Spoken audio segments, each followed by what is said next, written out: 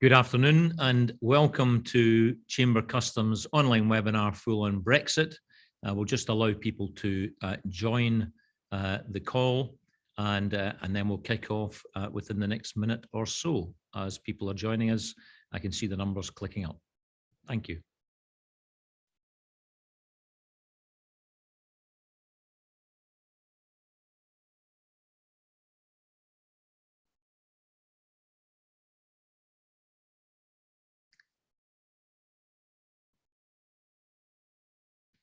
Good afternoon and welcome to Chamber Customs webinar full on Brexit. My name is Liam Smith. I'm Managing Director of Chamber Customs.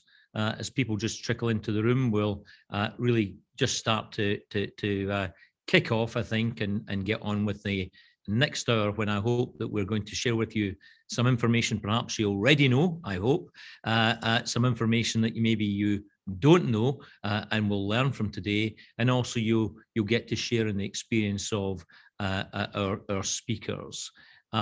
If I can start by introducing our speakers and welcoming Tom Smith, who comes to us from the Cabinet Office and leads on stakeholder engagement and border and customs, and William Bain, my colleague from the British Chambers of Commerce, who is our head of trade policy and very much gets into the woods of customs policy and trade policy, and is very engaged with our 75,000 members across the British Chamber network and getting regular feedback from those people about the challenges that they may be facing. Before we hear from Tom, and then we'll hear from William, I do want to say to you that there's a Q&A function at the bottom of your screen. We really want to have a really robust Q&A session after we've heard from our speakers. And so if you can put any questions that you might have into the Q&A rather than any chat box, put them into the Q&A, then we'll do our best to come to as many of those questions as we can. And also, if we don't get to your question, we'll try and find another way to answer your query. So please use the Q&A function as we go through the session today. So, Tom, I'm going to turn to Tom and ask you to say a few words about what's happening with our border, maybe what's happened about with our border, but what's happening and what are the changes that we can expect when full-on Brexit takes place on the 1st of January 2022. Liam, thank you very much. Hello, everyone. Good afternoon. So yeah, I'm Tom Smith. I work in the Border and Protocol Delivery Group, which is part of the Cabinet Office.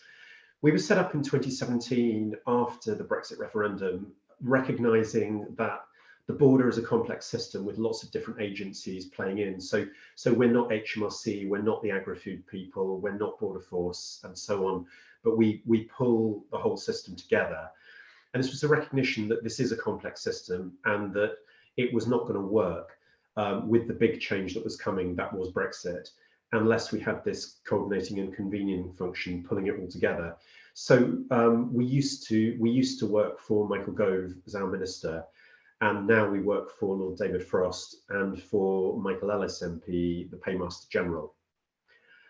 I'm going to be talking a bit about the changes that are on the way for trade between UK and the EU. Now, I think, Liam, you'd be disappointed if I didn't point out that full-on Brexit has already happened, that we have left the European Union, and we did actually also on the 1st of January this year leave the single market and the customs union. But I will say about what the next phase, which is what happens on the 1st of January, then also what is going to happen in the rest of 2022. And I'm also going to say something about what our plans are for the longer term, because we do have plans for the longer term for the border, which are quite significant. I am not going to say very much about trade between Great Britain and Northern Ireland under the Northern Ireland Protocol, because that isn't really very much new. I can say that you won't already have read about in the media.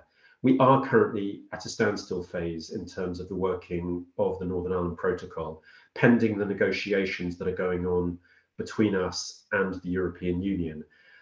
And as you will have seen in the press, the whole question of the arrangements that we come to on customs and on sanitary and phytosanitary checks are absolutely central to these negotiations.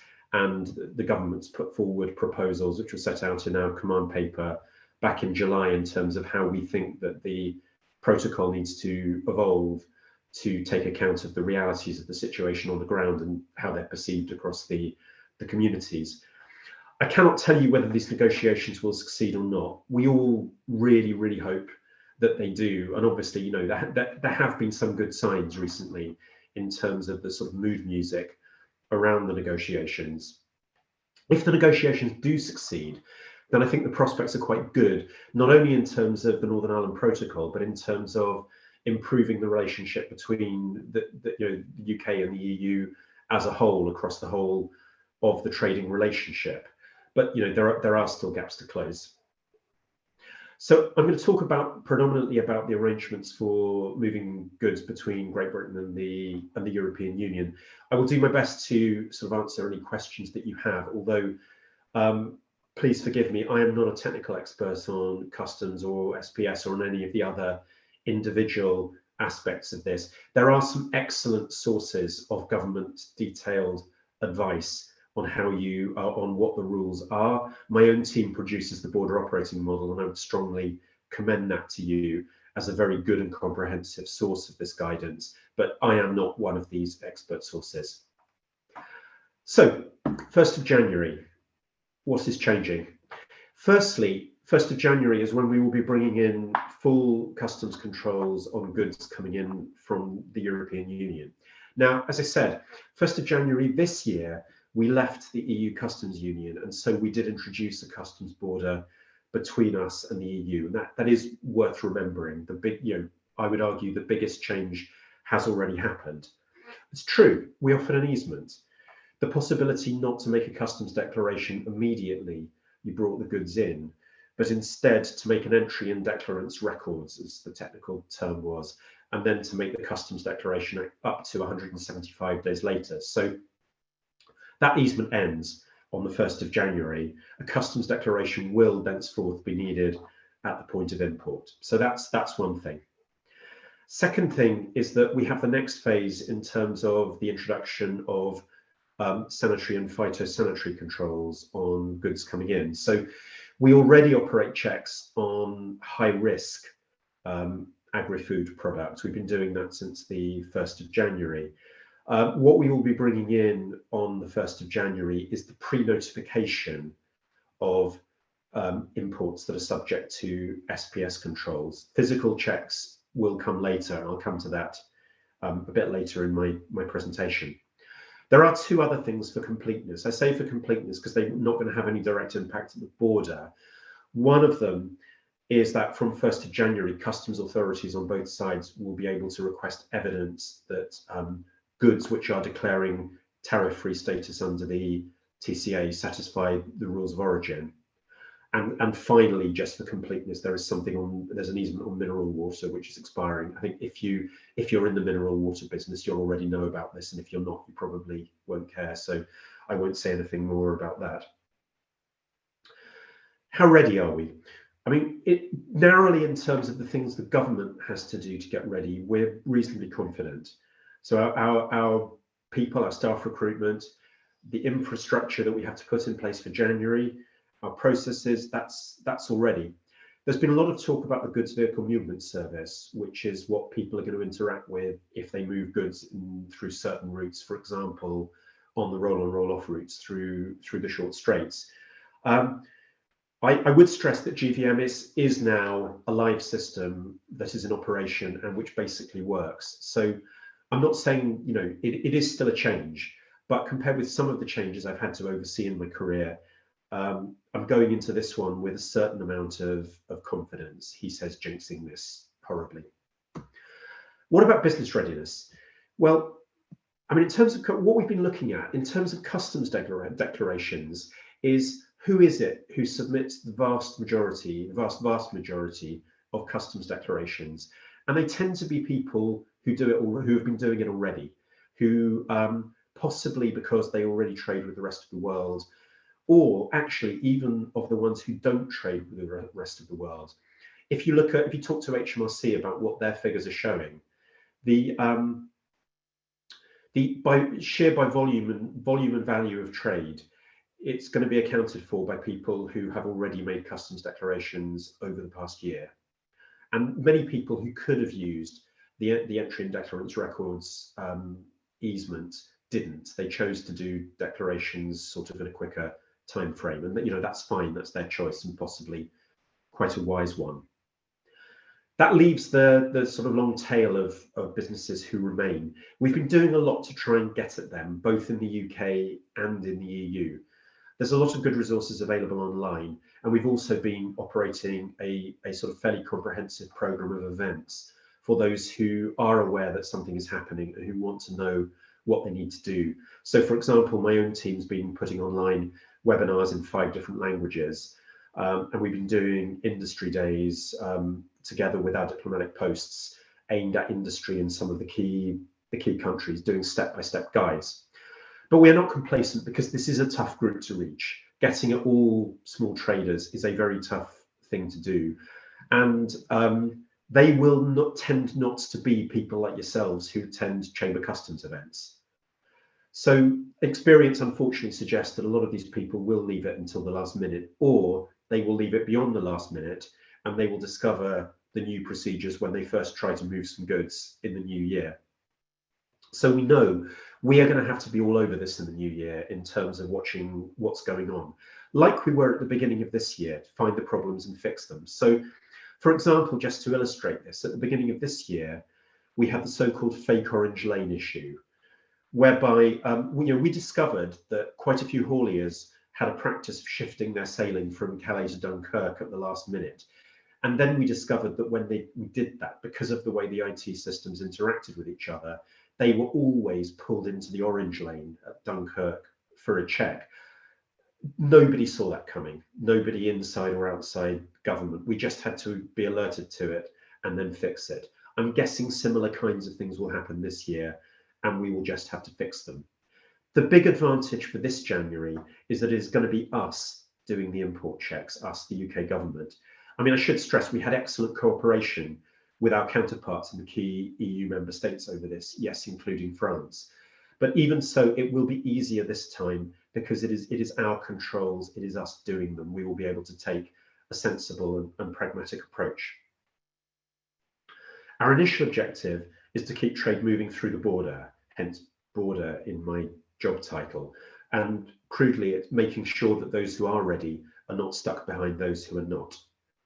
Obviously, we are interested not just in that narrow objective, but more broadly helping trade to keep flowing. I mean, we completely understand that people may be cautious in the short term. There was a fair degree of stockpiling in the run up to the end of 2020. There may be some more towards the end of 2021, people waiting to see how things pan out. But we want to make sure trade bounces back. We want to ensure our guidance is clear on what people need to do, and that if you get it right, you have a smooth experience at the border. So we will be all over in the new year. What is it that people are struggling with, and how can we help? Let me now just recap quickly on what's going to be happening later in 2022. So firstly, in July, there's going to be the requirement for safety and security certificates for incoming goods. Also in July, we start the rollout of physical checks at border control posts on goods subject to SPS controls. So from July, there will be the physical checks on animal byproducts, meat, plants, and that wonderful acronym, HRF now, high risk food not of animal origin. Checks on dairy good products follow in September, and the rest in November. Live animals, it will be checks at border control posts when they're ready. So Sevington, for example, will be ready in July, and at destination where not. Now, there may be sort of hardened cynics among you saying, will this timetable actually hold? You've moved it a couple of times in the past. Well, yes, I do believe this timetable will hold. It has changed more than once. We changed it more than once because there was the pandemic going on, and then because the pandemic lasted longer and a bit harder than we expected it to. Can I therefore give 100% guarantee that nothing will ever change? Look, I'm never going to say never.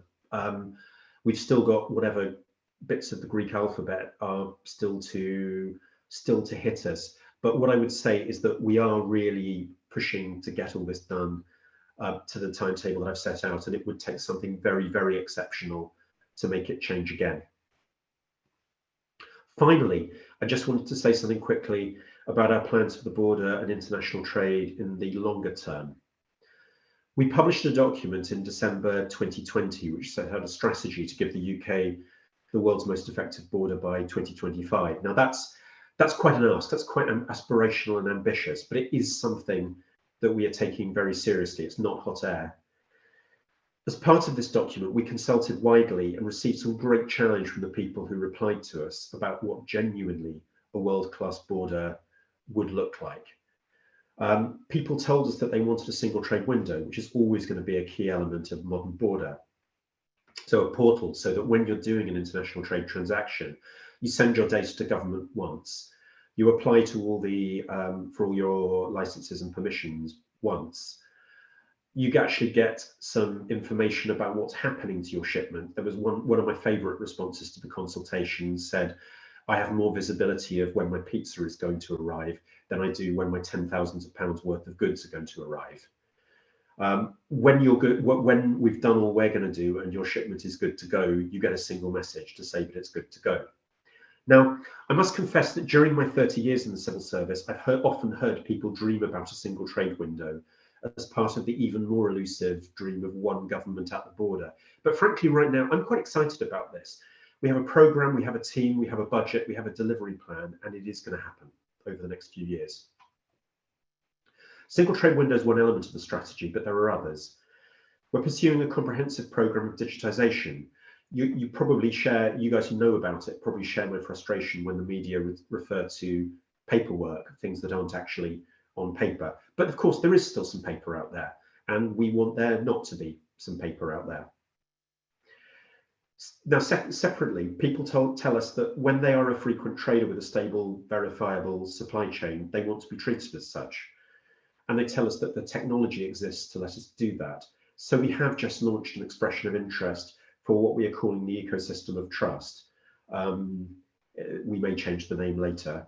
It's industry consortia to test out this concept of the trusted supply chain. We know that in principle this should work.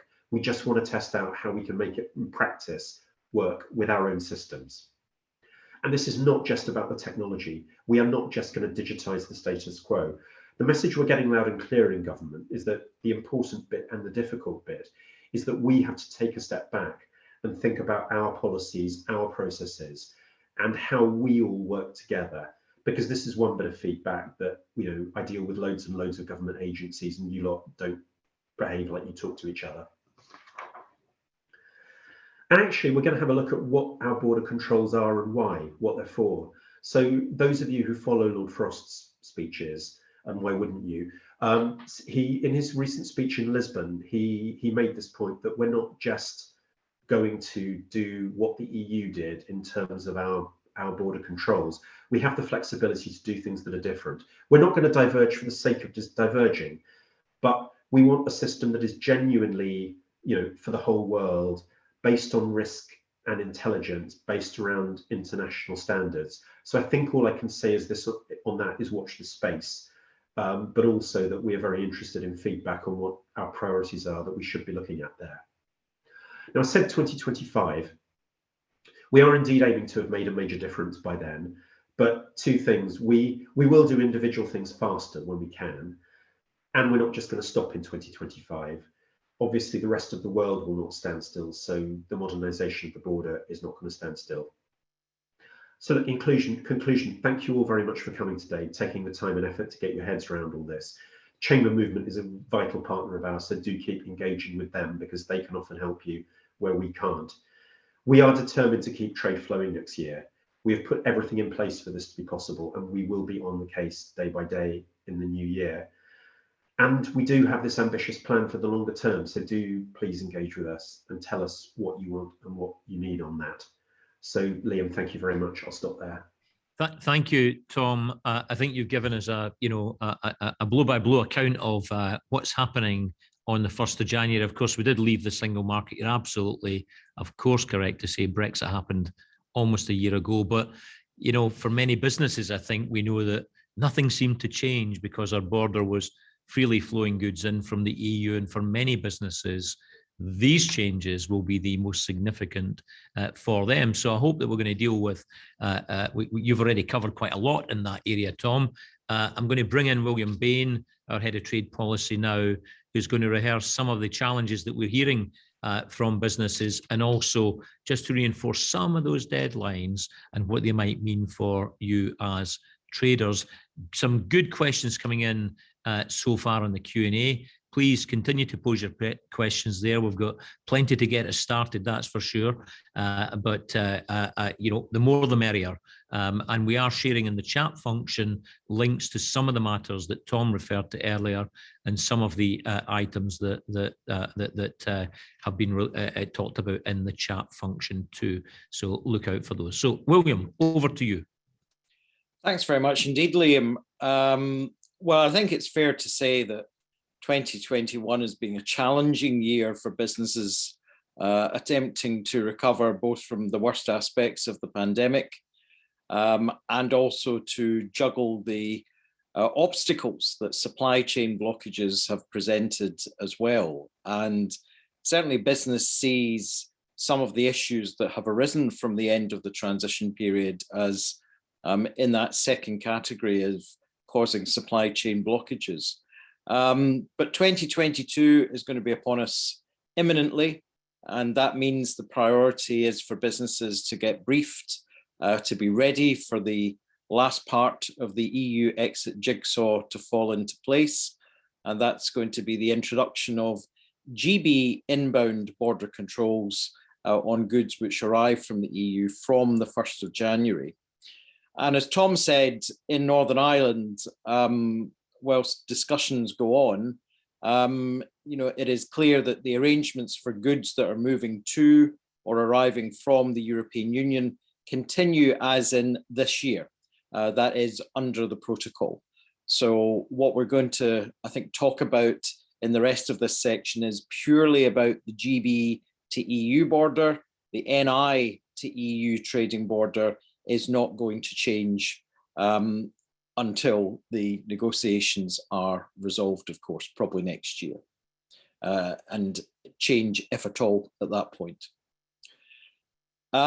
So several aspects at the GB-EU border are going to change immediately on the 1st of January, while others will be phased in throughout the year until the 1st of November. And that will be the point at which all of the GB inbound formalities and checks on EU imports will be fully in place. So there is a sort of rolling period of adjustments that business has to get ready for in 2022. Now, one of the things that we're doing as the BCC, as well as liaising with government about business preparedness for these checks, and remember, of course, it's not just businesses in Great Britain that have an interest here, it's businesses in the European Union, and trader readiness there is going to be critical on how smooth the arrangements are from the 1st of January and throughout the year. So as well as that, we've been putting together a kind of checklist of areas where business should be ready by the 1st of January. And in particular for importers, I think the first point would be get ready for suppliers' declarations accompanying your statement of origin and goods at the time of export from the EU into Great Britain. So companies can prove origin through an EUR1 certificate supplied by the Chamber of Commerce, a statement of origin on a supplier's invoice, and a supplier's declaration being in place at the time of export of the goods or for goods arriving in Great Britain, and relying on importers' knowledge. So a number of mechanisms available there. But very important that businesses are ready for that and know where the documentation is being stored or hosted if it's been scanned in on their cloud systems. The second point is that unless you're authorized in advance to make simplified declarations, you're going to have to make customs declarations at the point of entry of the goods into Great Britain from the European Union. So if you are seeking to make use of simplified declarations, you have to be applying now and get authorization before you try and seek to do so after the 1st of January. We know that UK commodity codes are changing in some respects. So there are 351 sets of amendments being made, impacting over 5,500 HS headings and subheadings. So very important that you're checking what is the right commodity code for your good for items moving after the 1st of January. Also vital that you speak to your hauliers and freight forwarders, ensuring that there's going to be no problems, that everything's smooth in terms of the introduction of GVMS in Great Britain for your goods being imported. That's something that you could do now if you haven't already, in order to ensure readiness for 1st of Jan. Also important to liaise with your EU customers and suppliers so that they register for the UK database IPAFs, so that they can pre-notify any plant products and products of animal origin being sent to GB after the 1st of January. And I think this speaks to a wider point, which is it's important your suppliers know what their responsibilities are under the pre-notification requirements, because goods which are not pre-notified to IPAFs in time before they're dispatched cannot travel. So there needs to be strong liaison between UK importers and EU suppliers. And if that hasn't occurred so far, do it immediately after this webinar, because it will save you a lot of pain at the start of the year. Now, there's also a sort of mini checklist in terms of issues that exporters have to look at as well from Great Britain to the European Union on the 1st of January. So again, the corollary of what we've talked about in terms of suppliers' declarations, that will also apply in respect of goods being exported to the European Union. So suppliers' declarations accompanying your statement of origin will be required at the time of export of the goods. There is also another issue which has been identified to us within the last week, which is of particular attention to those who are exporting goods to France. So changes in French VAT practices with the responsibility for collection of import VAT from third countries, which is what a company selling from Great Britain into France is. These will be collected by different part of the French tax authorities. And this means that you have to register in France for VAT in order to be ready for these changes. So even if you're VAT registered in another EU member state, if you're trading at all to customers or businesses in France, you need to get registered for French VAT purposes. Now we'll be sending to our members further information on this week.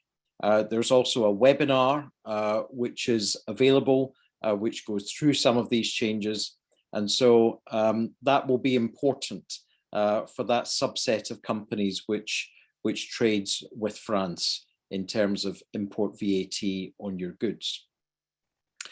Now, in terms of the checklist for later in the year, there are also issues back on the imports front from EU to GB on the 1st of July. So this means that for plant products and meats or meat products, documentary and identity checks will begin at GB border control posts from this point.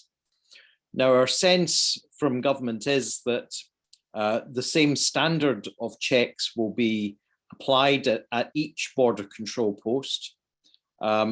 So it's important that, that you're ready with your export health certificates, that you're speaking to your suppliers, that you're budgeting for the cost of export health certificates, that you've got suitable time available to get the veterinary signatures in terms of EHCs. one of the things clearly the BCC has been speaking to government about is, the need where possible for us to get onto EHCs as quickly as possible. That's what New Zealand has in terms of its ability to import into the UK. And of course, if there was a deeper regulatory relationship between the EU and UK, we could have simplified EHCs, or indeed, depending on the relationship chosen, no EHCs. But certainly you have to be ready for checks on your EHCs. You have to check that everything is in place prior to the documentary and identity checks commencing in July. Now, what the government has decided to do is to kind of phase these in by product. July, it's meat products, plant products. In September, on September the 1st, comes the next stage in phase in. So if you're importing dairy or dairy products after that date, you again need to make sure you've been speaking to your suppliers to have the relevant documentation ready for potentially documentary and physical checks on dairy and dairy products entering a GB border control post. And this can include, we talk about dairy products. This can include, for example, products with dried milk or dried egg.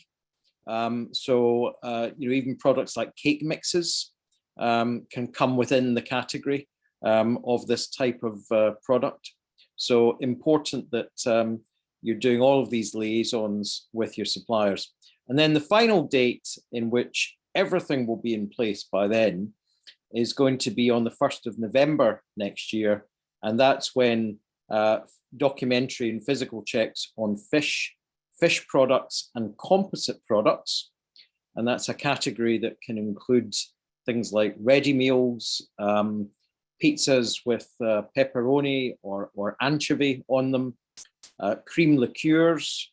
All of these would fit within the category of composite products. So if you're importing those, it's the 1st of November that you have to be ready for documentary and potential physical checks at a GB border control post.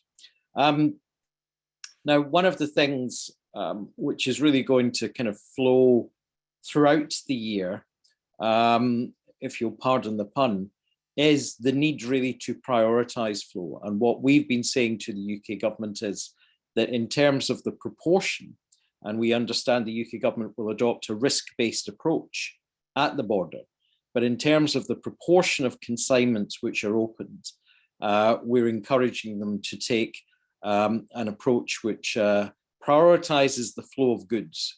As Tom said, we didn't in the end up with big queues of lorries in Kent for outbound goods because of some changes in trade flows and also great information sharing between relevant customs authorities.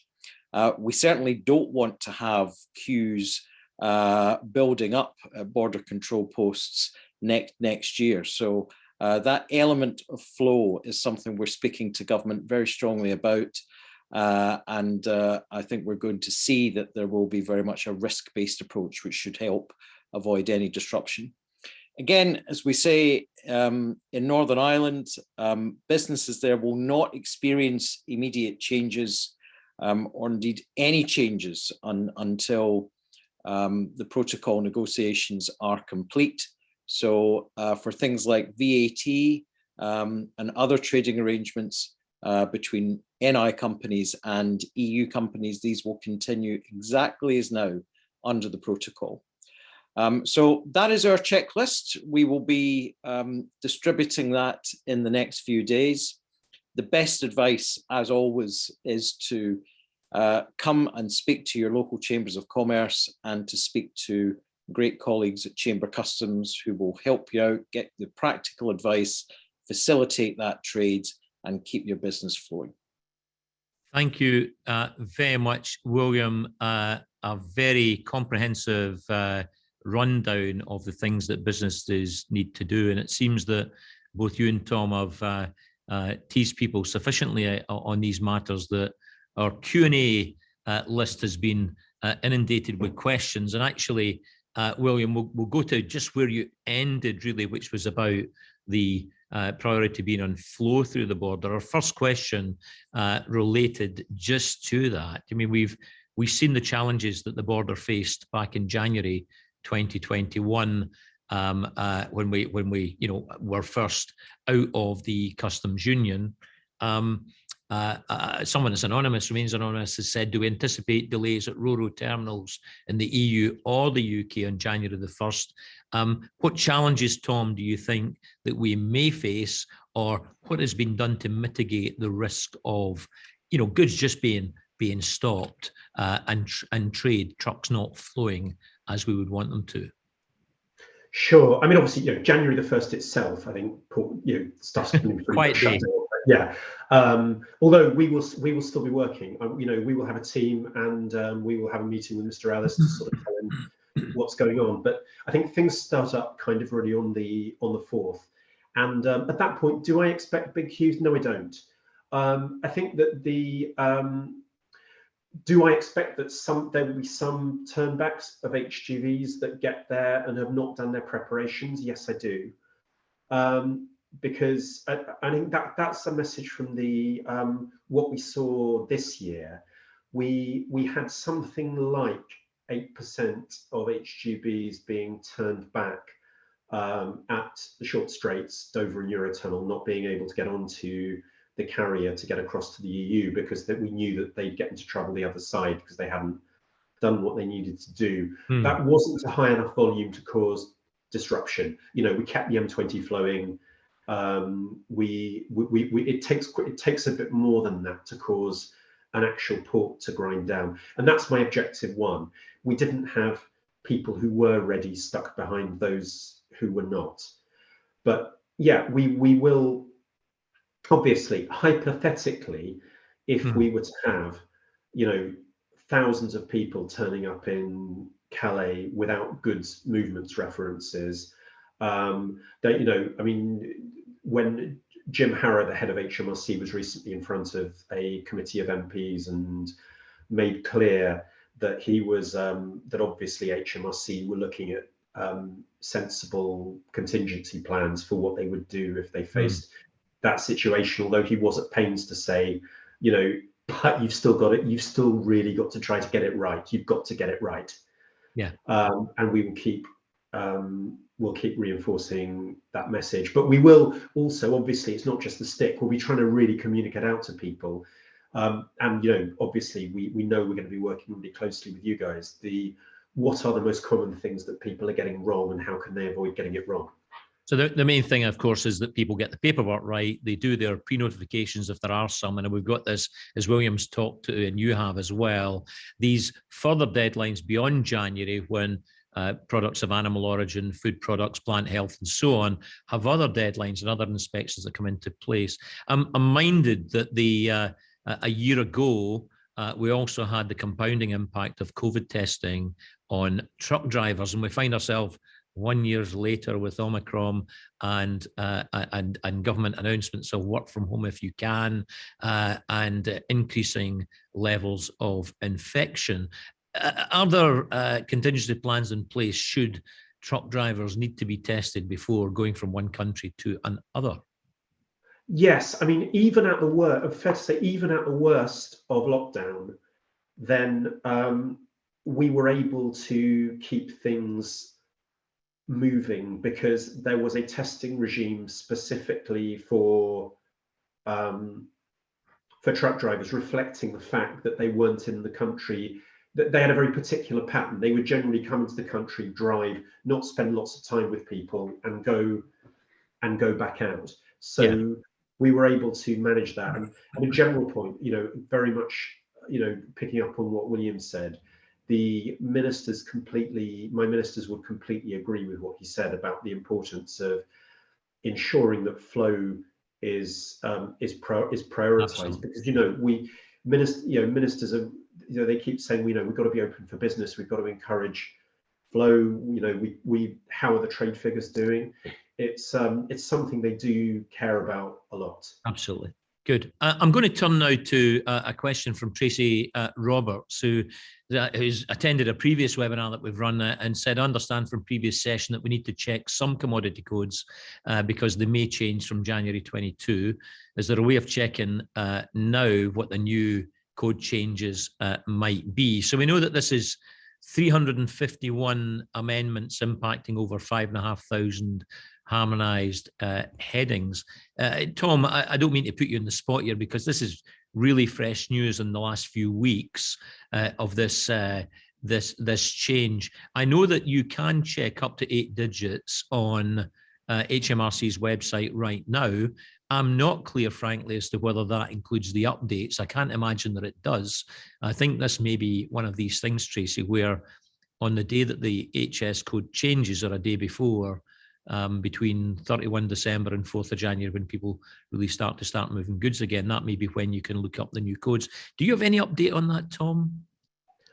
I'm afraid I don't, and that would be one for HMRC. That's very much HMRC space. So it is rather. I know that there is a way of looking up your commodity code, HS code, and checking against the country that you're importing or exporting from, and checking the supplementary information there and the tariff, the duty and VAT rates and so on for most favoured nations. We can certainly point you to that website, Tracy, but I think if it's anything like the UK tariff, the time when you can look up the UK tariff is sometimes a day or two in advance of it becoming live, but to avoid the risk of people putting in the wrong code this side of the change, the websites tend to require updating right on the cusp. So I'm sorry, can't be more helpful than that. If we can find out more information, we'll include it in the feedback that we give you and the reporting we give you after this webinar.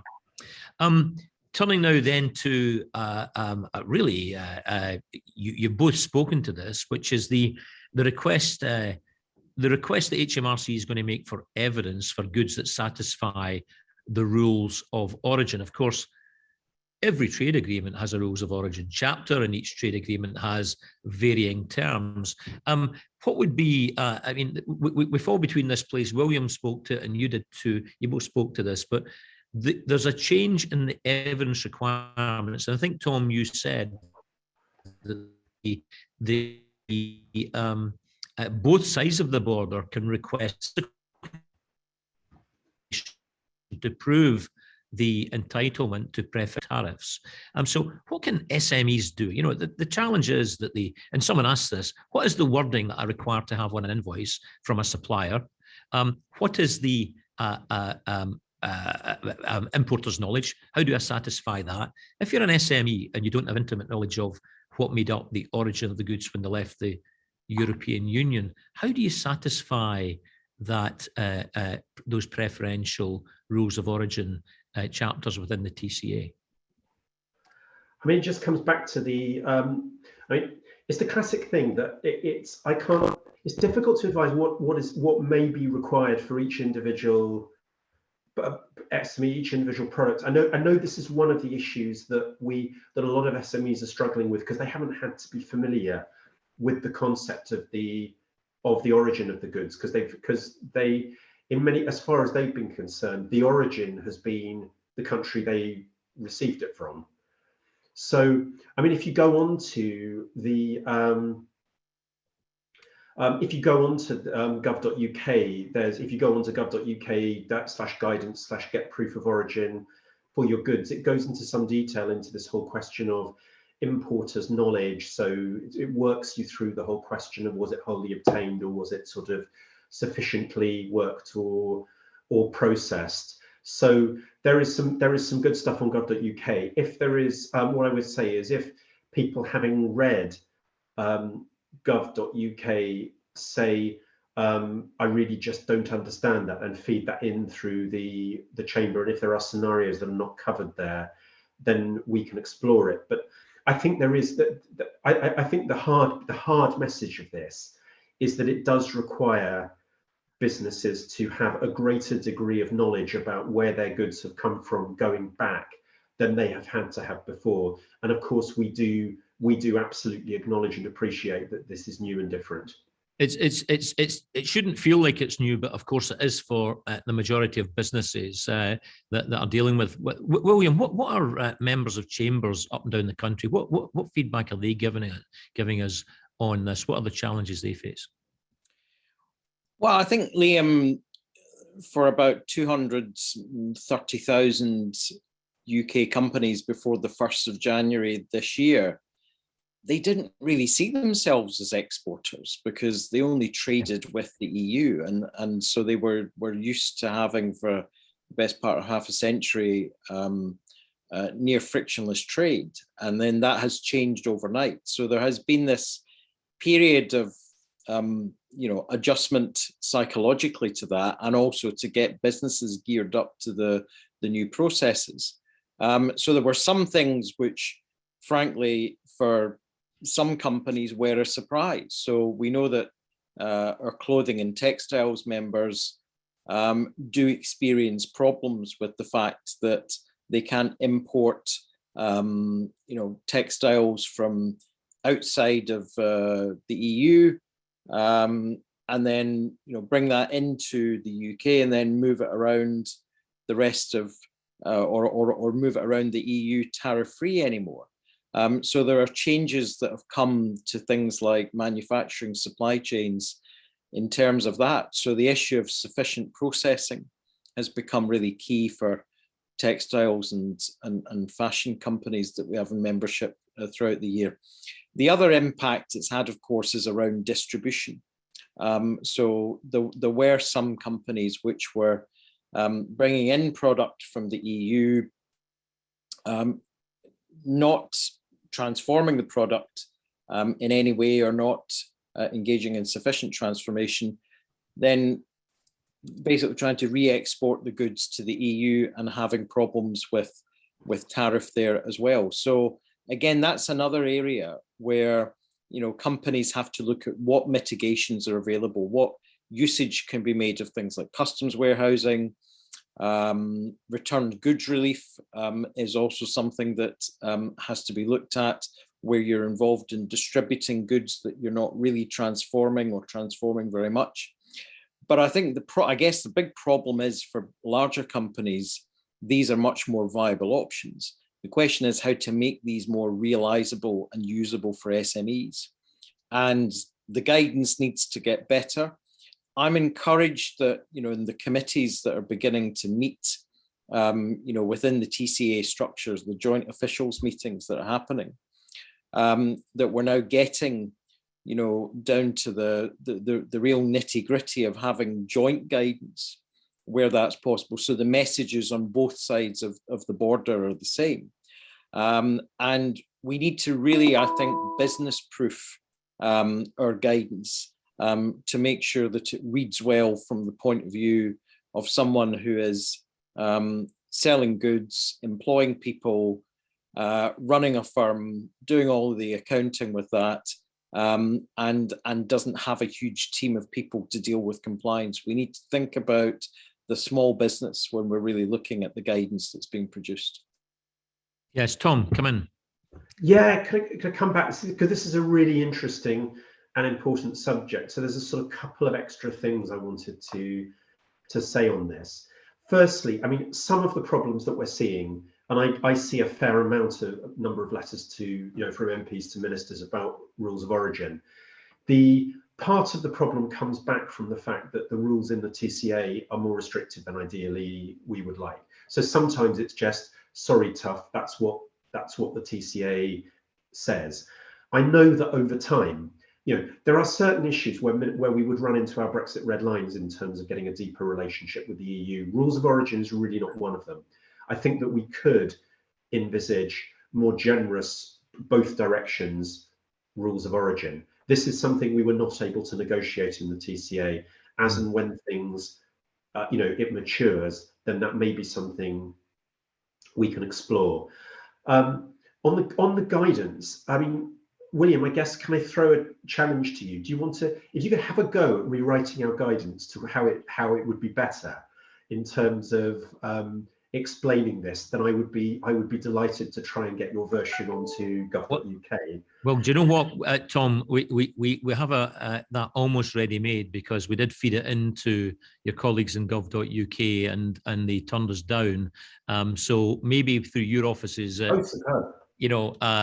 because there is experience that we have. So, for example, and people have asked us about this in rules of origin, in order to have sufficient detailed knowledge to be able to claim preference and to rely on an invoice declaration, the depth of knowledge that you need to have in terms of component parts, cost of those component parts, what contribution they make to origin, what the value of the IP is, and so on. Most suppliers are not prepared to give that to a customer because it's commercially sensitive. Yeah. So unless you're inextricably linked, you are Vauxhall engine manufacturing in Turkey, supplying Vauxhall car manufacturing in the UK, you're unlikely to share that level of detail to satisfy both customs authorities. And so therein lies the challenge. And so, chambers, for example, play a very important part as a trusted third party between buyer, seller, and customs authorities in doing that detailed work and producing a very low-cost EUR1 or certificate of origin that satisfies that. So maybe we can come back to you on that and see if there's something we can do to help businesses. No, sure. And the final thing I would say, and I guess it's an obvious point, and it doesn't in any way mitigate some of the other stuff you've been saying, is that if you're a business, once you have cracked some of this stuff about your commodity code and the origin of your goods because you've had to, then it does also put you in the place to export to the rest of the world with that knowledge. It is not capability that will be wasted.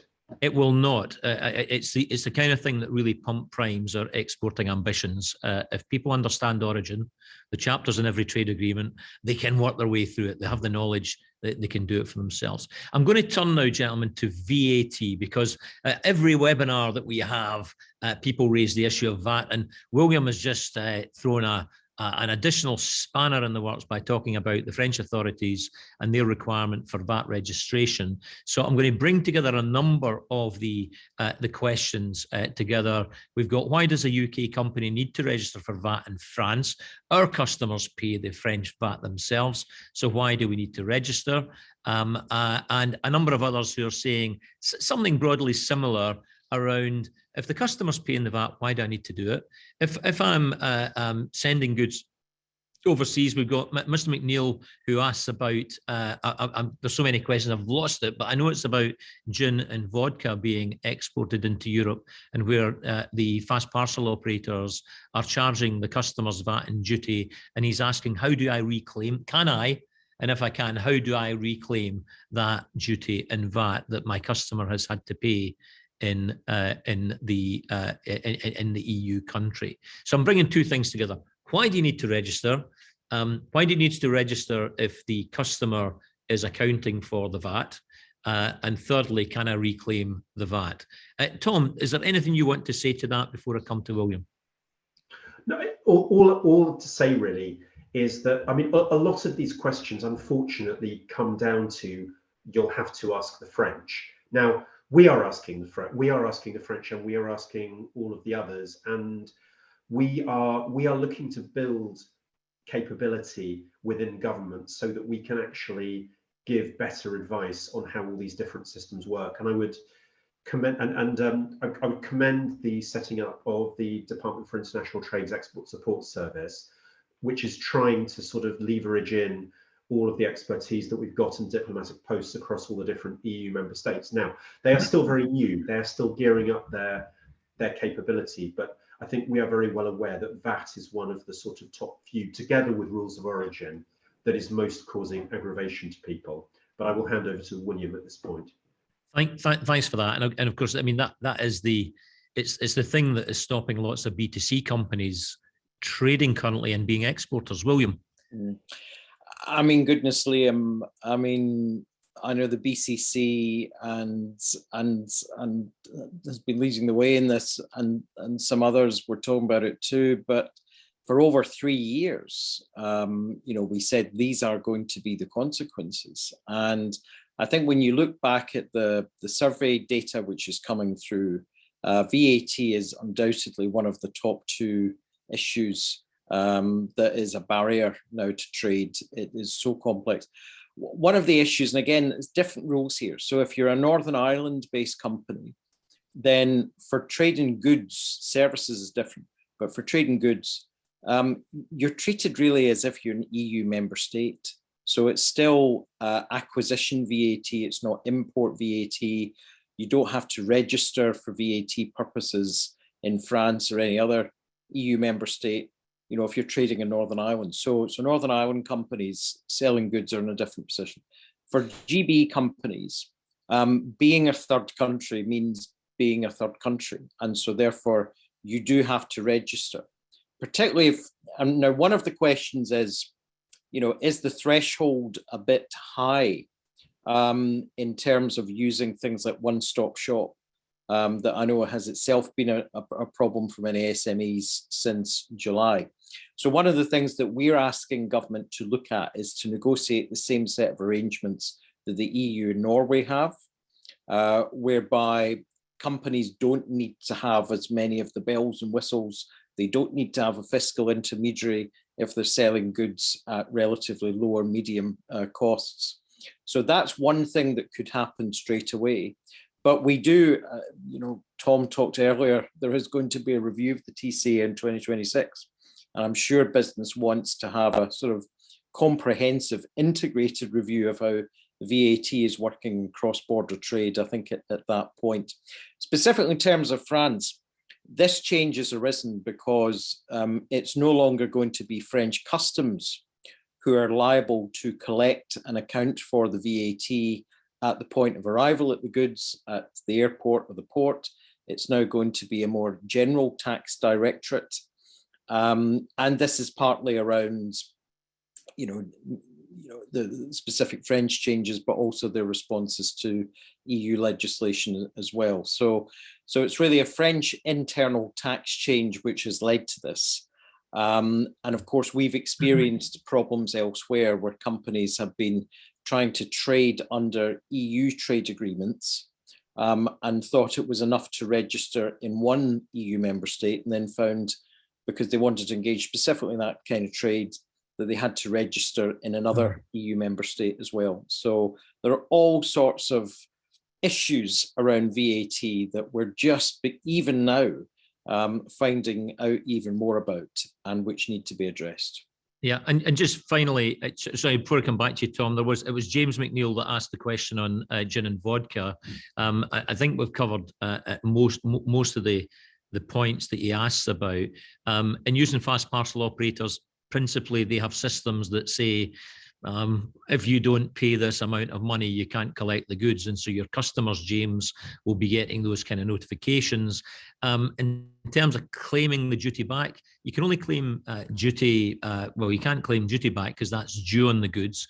But if it was VAT, then by being registered in a country and trading in that country, it may be that if there is VAT reclaims to be made, then by being registered, you can do that. If you're not registered, then you certainly can't. Tom, coming back to you. Yeah, I just wanted to confirm that the fiscal representative point, which William raised, is something that we have explicitly raised with the Commission. So far, I cannot report a positive response to that. I mean, review of the TCA in 2026. Well, I'm hoping we can move things on faster than then. We have been in this very difficult situation where the Partnership Council and the various specialist committees are taking their time to get going, and we absolutely have the appetite to do this faster. I know the assessment of those who are involved in the negotiations is, as I said earlier on, realistically, once we have a fix to the Northern Ireland Protocol, which kind of takes the heat out of that issue, then that should have broader benefits across the relationship. So we are very much hoping it will be possible to do that. Well, we certainly, I think, from British Chambers and from Chamber Customs' point of view, Tom, we will wish you, your colleagues, and Lord Frost well in achieving some outcomes that pragmatically, I think, is the word of the week, will bring a better set of policies and circumstances for or businesses in the UK. I'm sorry we haven't got to everyone. If you have, there's some real complex and technical questions in the Q&A. I'd urge you to send those into Chamber Customs using our website inquiry. And no commitment from you, but we'll try and come back to you with a response if we possibly can. Time hasn't allowed us to get to everything. It remains me to say thank you very much to William Bain, who is a stalwart colleague who, like myself, engages with government, as do our other colleagues on many of these matters, and does a fantastic job. And thank you, William, for your contribution today. It's been most informative.